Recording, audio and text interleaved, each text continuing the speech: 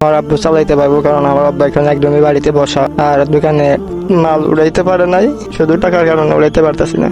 আমাদের আমানুল্লাহ ভাই বেশ কয়েক বছর যাবৎ ক্যান্সার রোগে আক্রান্ত।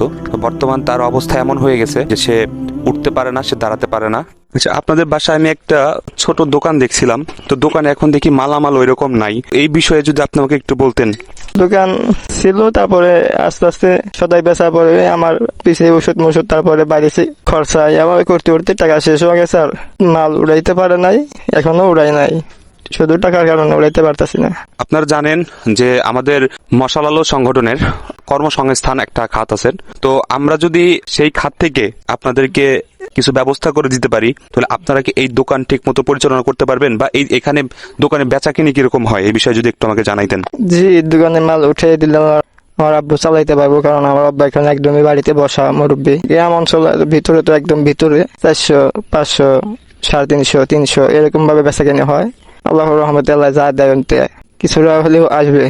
তাহলে ইনশাল্লাহ আমরা যতটুকু সম্ভব আপনার জন্য আমরা সর্বোচ্চ চেষ্টা করব সেটা করার জন্য ইনশাল্লাহ। আমি দোয়া করি আল্লাহ সুবহানাহু ওয়া তাআলা যেন আপনাকে সুস্থ করে দেন। সবার দোয়া আপনার সাথে আছে ইনশাল্লাহ। তো আপনারা সবাই দেখলেন আমাদের ভাইয়ের কি অবস্থা। যে যতটুকু পারেন ভাইয়ের জন্য সাহায্যের হাত বাড়িয়ে দিবেন ইনশাল্লাহ। আমরা পরবর্তীতে আবার আপডেট আপনাদেরকে জানাবো, তার শারীরিক কি অবস্থা, তার পারিবারিক কি অবস্থা, সবকিছু আপনাদেরকে আমরা জানাবো ইনশাল্লাহ। আসসালামু আলাইকুম ওয়া রাহমাতুল্লাহি ওয়া বারাকাতুহু।